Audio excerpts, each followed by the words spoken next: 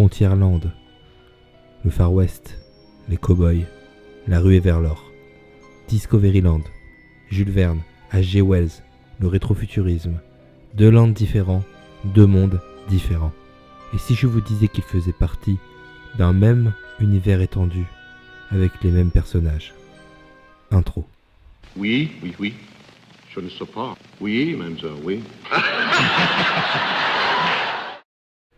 Rendons-nous en Floride, au Magic Kingdom. Depuis 2012, Big Thunder Mountain y a connu une réhabilitation majeure qui a changé sa storyline. Depuis, le fondateur et président de la mine en Floride est Barnabas T. Bullion. Il apparaît dans la file d'attente.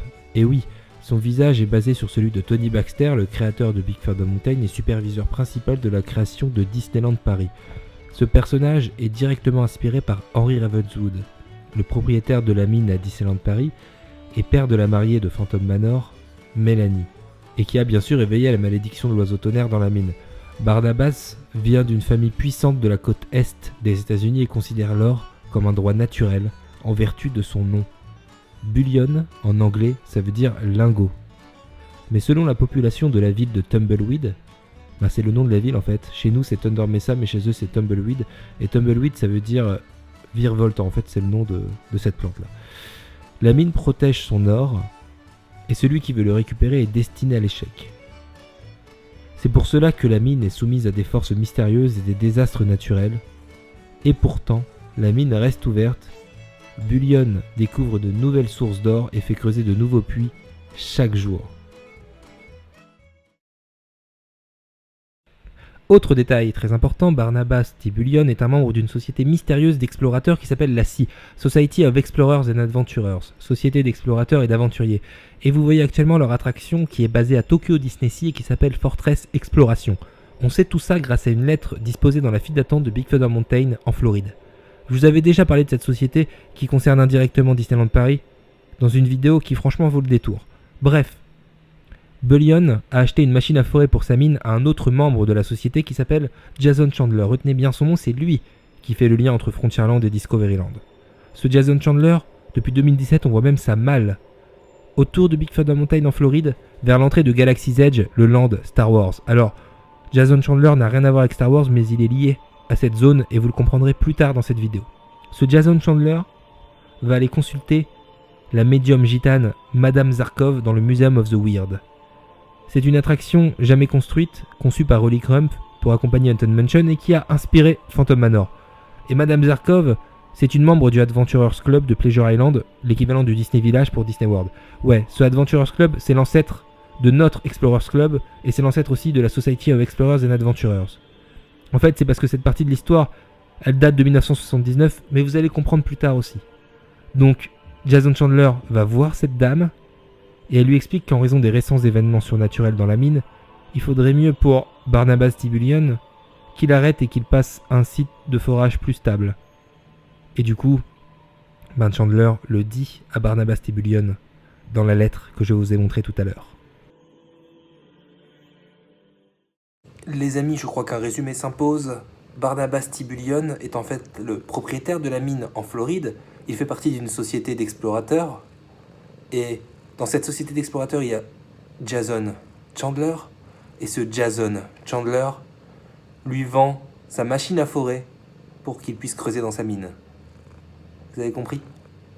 T'as compris ? Est-ce que t'as compris ? Barnabas T. Bullion est donc un hommage au créateur de Big Thunder Mountain, Tony Baxter.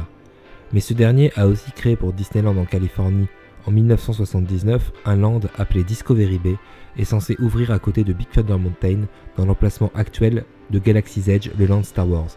Discovery Bay n'a jamais ouvert, mais il est à la base de notre Discoveryland puisqu'il est rétrofuturiste dans l'esprit Jules Vernien.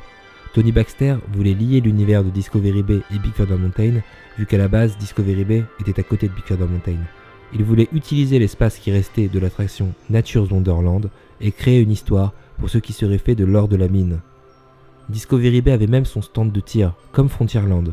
Logique, vu que les lands étaient à côté et liés thématiquement. Sauf que là en fait, on tirait des feux d'artifice. C'est avec Discovery Bay que Tony Baxter a créé Jason Chandler, un personnage central dans l'univers étendu des parcs Disney. Maintenant, vous comprenez pourquoi Chandler est lié indirectement au land Star Wars. Jason Chandler fait donc le lien entre Big Thunder Mountain en Floride, et même en Californie, vous allez le voir, et Discovery Bay. Et là où on a de la chance, c'est que dans l'édition du printemps 92 du magazine Disney News, on a la storyline de Discovery Bay, écrite par Tony Baxter certainement en 1979 lorsqu'il travaillait sur Big Thunder Mountain. Maintenant, vous comprenez pourquoi des parties de la nouvelle storyline de Big Thunder Mountain en Floride sont anachroniques. Elles datent certainement de cette époque.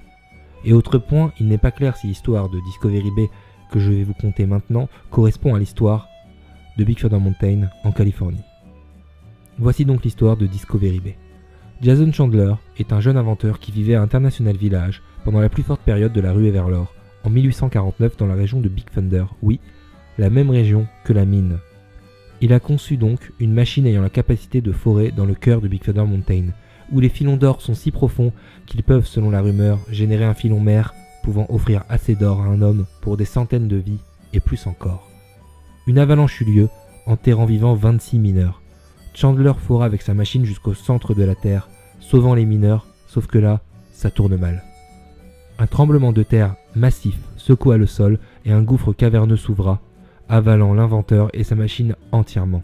Les mineurs, avec les habitants du village, se sont battus nuit et jour contre la montagne, essayant de creuser pour faire sortir le jeune inventeur. Mais ils ne l'ont plus jamais vu, ni lui, ni une autre pépite d'or. Big Thunder Mountain avait pris sa vengeance sur les mineurs, mais aussi sur leurs richesses. Puis la mine a fait faillite, et seuls des fantômes y ont vécu. Mais patatras, Chandler a survécu, et en se rendant compte de combien de vies avaient été cachées par la ruée vers l'or, il choisit d'améliorer l'humanité avec l'or récupéré. Il créa alors un avant-poste scientifique dans le nord de la Californie appelé Discovery Bay. Voilà, c'est la création de Discovery Bay. Et là, il finança la recherche pour des technologies étranges et inhabituelles, et donc les inventeurs rejetés par les autres financeurs. L'une de ses premières aventures à Discovery Bay était de récupérer avec Ned Land, l'un des protagonistes du film 20 milieux sous les mers, les restes du Nautilus, et à continuer le travail scientifique du capitaine Nemo. Oui, le Nautilus que l'on retrouve chez nous, à Paris, à Discoveryland. Ouh, là on se rapproche bien de Discoveryland, sauf que Discovery Bay n'a jamais vu le jour. Donc la storyline sur le Nautilus non plus. Mais c'est pas fini, on n'abandonne jamais. Jason Chandler est réapparu dans la storyline de Big Thunder Mountain en Floride en 2012 et en Californie en 2017 avec sa malle. Mais vous savez quoi? Il y a autre chose.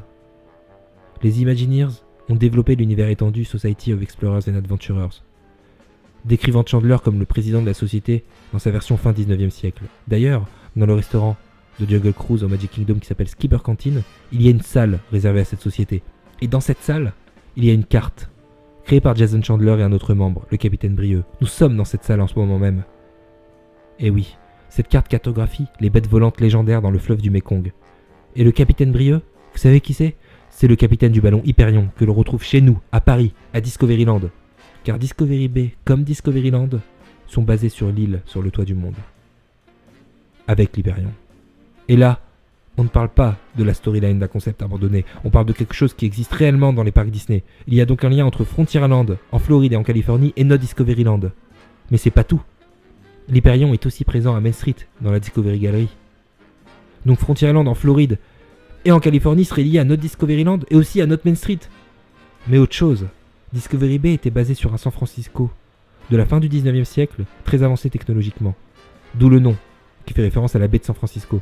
Et il y a une affiche qui fait référence à ce San Francisco dans notre Main Street, toujours dans la Discovery Arcade. Il y a même le mot baie dans l'affiche. Alors vous allez me dire, c'est normal. La Discovery Arcade lie Main Street, l'entrée du parc, à Discoveryland, géographiquement comme thématiquement. Mais c'est quand même énorme. Big Thunder Mountain, Jason Chandler, la Society of Explorers and Adventurers, l'Hyperion, Discoveryland, Main Street. C'est énorme les amis, on parle d'un univers étendu dans les parcs Disney et sur plusieurs continents. Mais vous savez, c'est pas tout. Vous avez dû remarquer que toute cette histoire était très ancrée dans les années 80-90 avec les concepts de Tony Baxter, l'Adventurers Club et la construction de notre parc. Mais depuis la nouvelle storyline de Big Thunder Mountain et les années 2010, on a toute cette histoire de Society of Explorers and Adventurers qui se met en place. Et leur QG est à Tokyo Disney Sea. Et figurez-vous qu'une partie de Tokyo DisneySea est inspirée par Discovery Bay. Mais ça, c'est une autre histoire. Now don't close your eyes and don't try to hide. Or a silly spook, place it by your side. Shroud